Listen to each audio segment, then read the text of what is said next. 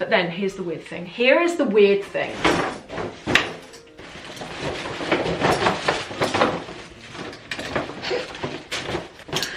I've got coat hangers. Hey everyone, I have a lot to talk to you about. I've got a couple of new items to show you. I've got a new bag from Chanel, which is from the new collection, which you might be interested to see. I've got some beauty items, I've got some clothes, but what I want to do is wrap around the whole aspect of this video, more of a topical thing, and a topic I've wanted to speak about for a couple of weeks, and I was trying to think about how to work it in, and this seemed perfect. And that topic is, why am I buying Chanel again? Or why am I kind of back into interested? The other point I'm going to discuss as I show and unbox things is the topic of exclusivity. I don't know how many people have noticed, but since, I think it must have been in the last 3 months, maybe more, but they have taken the prices off items on their website. And in fact, you can no longer very easily just go and browse the new products. I thought at this point I'm going to demonstrate this because it might make sense more. On the Chanel site in the UK, you've always been able to go to that main menu and click on handbags or whatever, and then you get to see all of the bags. This is now what's happening instead. You get to a handbag page and it's like a landing page with only a couple of the bags shown on it. You can then click on that particular picture and it only takes you to that bag. There are sections at the bottom of the page where it's got sort of similar items, but you can no longer go to one page with all of the bags listed, all of the shoes listed. You can only go via, again, I'm going to show you here, it says, you know, see more in boutiques. You can click on any of those pictures below and it will take you there, but this is the only way now. You have to type in what you want and you go that way, but they have removed all of the prices. And I think that in a way this kind of adds to the mystery, because at any one time you don't really know what they've got in stock. All of the blouses in this and this blazer, so this is a Balmain blazer dupe. All of the clothing, top half, is from Lily Silk. They've really kindly given me this, and I'm always really awkward whenever I get given anything because I don't want to annoy anyone, but I really like Lily Silk and I'm grateful to have it. They've given me links to share and a coupon code, and I don't profit from links and I don't profit from the coupon code, so if any of you want to use it, I'm not earning anything. The first shirt actually that I really want to talk about before I move on is this that I'm wearing, and this is actually a bed shirt. I wouldn't sleep in this. This is too nice to sleep. I have got this belt, which is part of what I'm going to show you today. It's from Alaia, and I actually got it for my birthday last November, but I haven't worn it because it's been winter. And I saw this shirt and I thought that belt would look amazing, I think, over this shirt. Maybe it won't, I don't know, because I haven't looked at it back yet in the footage, but hopefully it does. Did you know Lily is an actual real person? She's called Lily Lynn, and she has a husband called Mike, and she was working in the French silk industry since 2010.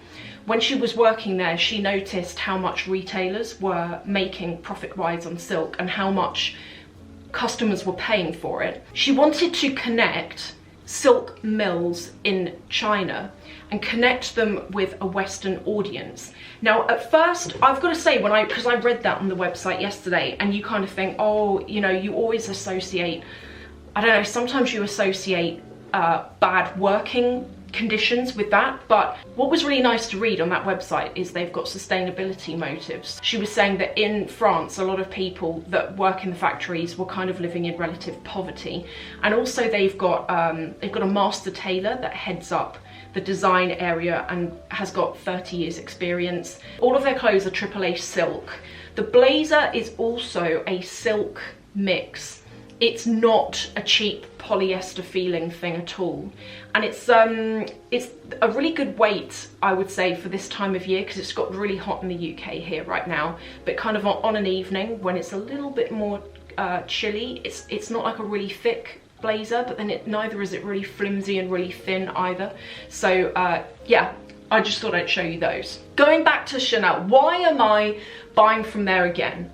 Well, my head was turned Chanel for me has always been the ultimate sweet shop, apart from last year where there was like nothing that I liked. And it has always been a brand that has caught my eye. Do you know why I wonder whether it is? Dior are online. You can go and look at their stuff, you can buy it delivered to your door. Gucci online, you can buy it delivered to your door. Same with Fendi, same with Saint Laurent. A lot of these really big, prestigious luxury brands, they're accessible. Whereas with Chanel, do you remember last year that a lot of us were saying Chanel needs to really get back on board with e-commerce, and maybe the reason why they've put their prices up is because of store closures and they're trying to get money back.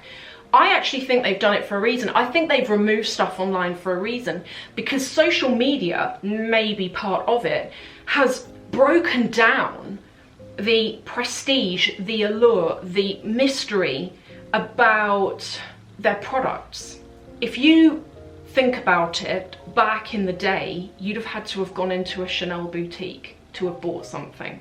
Can't remember where I heard this, but I watched a video on YouTube years ago, and someone was saying that apparently back in the 80s, if you went and bought a classic flap, it was a true luxury experience.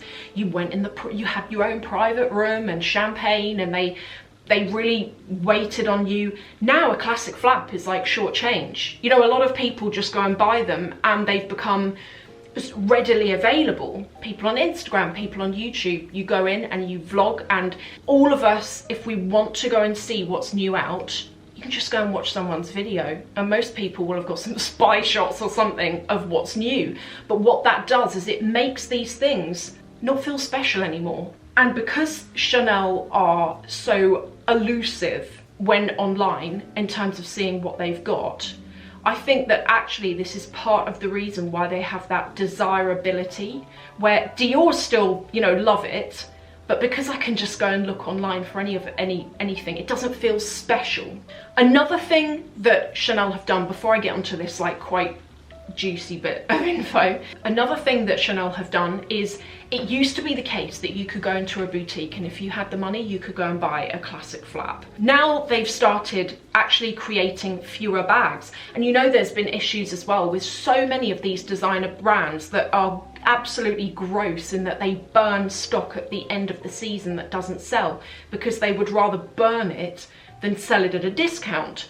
And my argument's always been, well, I do understand that from a luxury point of view. You're not very luxury if you're mass producing stuff, but to destroy it, you know, just make less of it as far as I'm concerned. I don't know, what do you think about that? But now there has been a change. It's not as easy now to walk into Chanel and to be able to get a classic flap in black. I've been looking for a couple of years now at getting a flap square in black, and they're always difficult to get. And in fact, when I went into Chanel last week to look at this bag, which I'm unboxing now, I did ask to have a look at a black classic flap square, and I've been asking for a while, and they don't have them. And the lady I spoke to said, we're due to get 2 in next month, but there's already a waiting list. I can put you down on it, but probably won't get it. But that lack of availability, I think, is what creates this allure as well. Same with Hermes. If you could just walk in there and buy a Birkin, they wouldn't be as special, would they? The reason why they're special is because it's that kudos of having been sold one in the first place. Why have I bought stuff this year? There are 2 reasons. The first reason is quite simple. This spring summer 21 collection is the first collection I can think of since the 2016 cruise collection that had the purple iridescent bag that I've actually been really drawn to. And this collection launched, and it's sort of pearls and pale pinks and silvers and whites. And when I saw it, I was like, oh my God, like, I really like that. And what has been different about it, and I do not believe this is by design, I think it's probably more by chance, is that in that collection, this is a bag from that collection. In that collection, a lot of the bags are small. And because the bags are small, the prices are less. So this, for example, if you consider the large size classic flap is £6,000, this was about 3,300. And also the green one, that I bought. So I bought this, when did I buy this? April. The green one was £3,070. So that's what that currently is now. And do you know something? That green one, back in 2016 or 2015, I looked at that bag and it was £1,800. Can you imagine? This for me was a major reason. First of all, I liked the collection a lot. Secondly, if this bag was 4,000, if this bag was 4.5, 5, 6,000, I wouldn't have bought it. But because of the price point, it's still a lot for a bag, let's be honest. But as Chanel goes, it's not their crazy money. The second reason is the most curious one. I've said before that Chanel are not the most friendly brand to shop from, frankly. And I don't know why that is. I thought, again, it's part of that sort of mystery of maybe putting you off going in there. I don't know. When the lockdowns started ending in the UK back in, I think it was April, I got contacted and invited to go into the store to have what's it called, like a private session or something. And there's this queue outside Chanel constantly. And by the way, I'm going to tell you something else as well about those price rises 2020. So I happened to be on my day off and I thought, why not? Queue around the block. She was like, come in, jump the queue. I was like, oh my God. I went in there. Don't know what's happened. The service was AAA. It was so incredibly friendly. It was fun.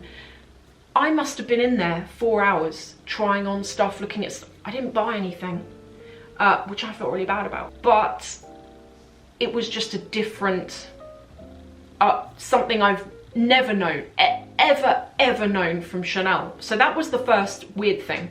And I filmed that. Do you remember? I'll put the link to it below. But I filmed the trying on of stuff and a lot of you were like, yeah, that's kind of weird. The next thing weird that happened when I bought the green bag. By the way, that scarf I'm showing you here, I'm doing a luxury giveaway in a couple of weeks' time. And I set a budget and whoever wins gets to pick either one big item or lots of smaller ones. That scarf's a good one to go for. Not that colour alone. You know, any of the Chanel scarves are really versatile, so just a suggestion. About 2 weeks ago, I was walking past Chanel and I thought, oh, you know, there was some new stuff in. This was after that first appointment and I went in and my SA was there and she said, oh, you know, you've always asked about the black classic flap in the square. She goes, well, we still don't have one because according to her, she said they don't know when they're going to get them in the black, and sometimes it might be like 1 a month, other times it might be 5 for the whole year. She said, well, we don't have it in black, but then we got 2 through this morning. One is yellow tweed, one is leather, and it's sort of peppermint pistachio ice cream colour. And to be honest, when she said it, I wasn't really keen on the sound of either, but she brought them both out. The yellow was sweet, but it was a bit too of a fussy kind of tweed. However, she unpackaged the green, and I was really taken aback when I saw it, actually, because I would not normally go for this colour. I thought, actually, this is really nice. But then here's the weird thing. Here is the weird thing.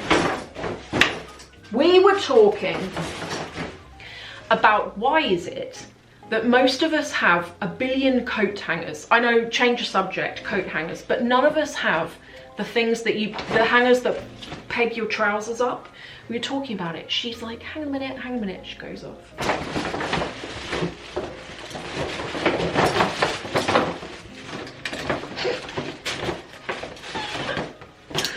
I've got coat hangers and I was like, that's so nice. Thank you so much.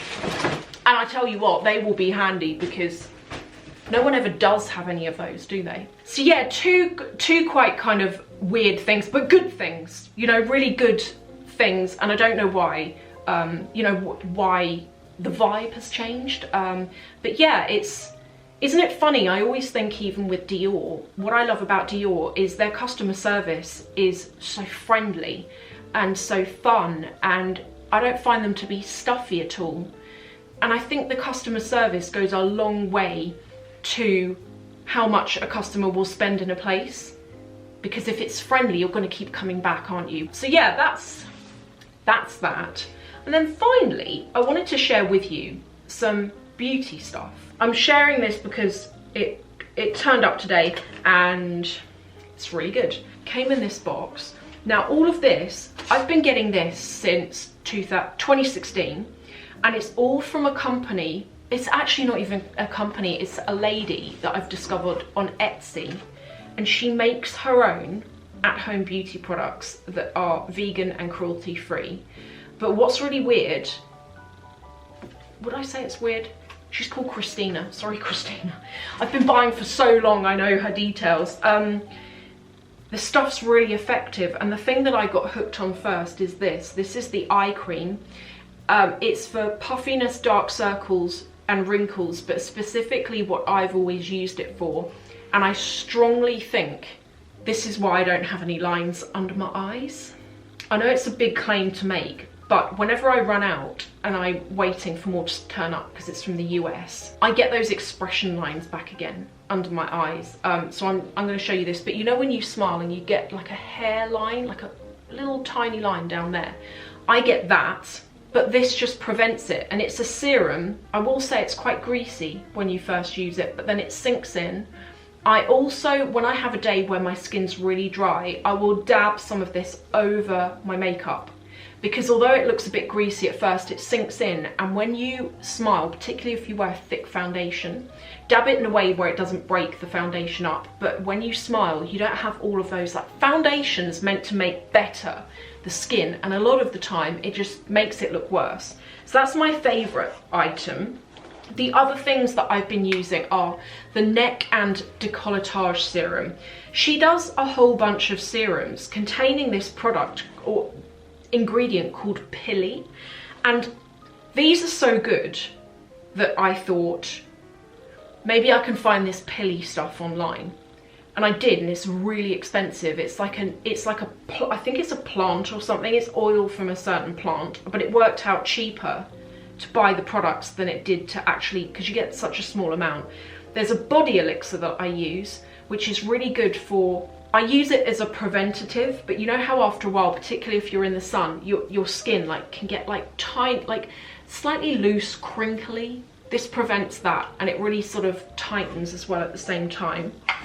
Then this, you press down on the top, it gives you enough product for your neck, and I put it down my neck and on my chest. A product that I tried by chance last year, and it's a skin elixir, but it contains that Pili product that I told you about.